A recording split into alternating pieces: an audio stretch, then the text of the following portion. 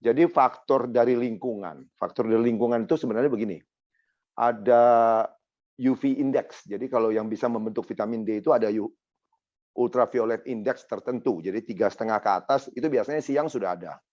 Ya. Terus kemudian matahari itu juga dipengaruhi apakah itu mendung terus, apakah itu ada polusi banyak, karena itu menghambat sinar matahari mencapai kita. Ya. Kemudian kalau kita ya memang yang menguntungkan adalah kita di Khatulistiwa lah, di dekat Khatulistiwa ya.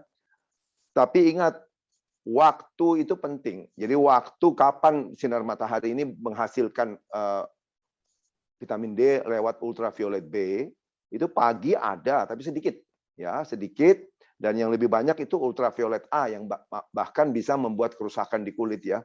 Jadi yang puncaknya ultraviolet B itu adalah jam 11, jam 1. Bukan menurut saya, tapi menurut Dr. Michael Holick dari Boston yang sudah meneliti di Indonesia tahun 2011-2012 di Jakarta. Jadi puncaknya jam 11, jam 1. Itu saja sudah ada kesalahpahaman banyak yang orang masih menjemur pagi atau sore. Itu ultraviolet B-nya rendah. Jadi makanya tidak begitu mengangkat vitamin D. Kemudian ada faktor-faktor lain. Misalnya ya, skin type. Jangan lupa, orang yang bisa mendapat vitamin D banyak itu kalau skin type tipe 1, orang bule. Kita, orang Asia Tenggara, orang Indonesia, itu rata-rata tipe 4. Dengan kata lain, kalau kita berjemur itu harus 4 kali lipat daripada orang bule. Ya. Nah, jadi terus itu dari tipe kulit. Kemudian ada pengaruh juga apakah Anda pakai sunblock apa tidak. Karena banyak kan ya orang berjemur dia pakai sunscreen lagi. Jadi sama sekali tidak ada gunanya aja berjemur. Kemudian tergantung berat badan. Kalau berat badan Anda overweight atau obese, susah. Karena vitamin D itu akan susah meningkat dalam darah Anda.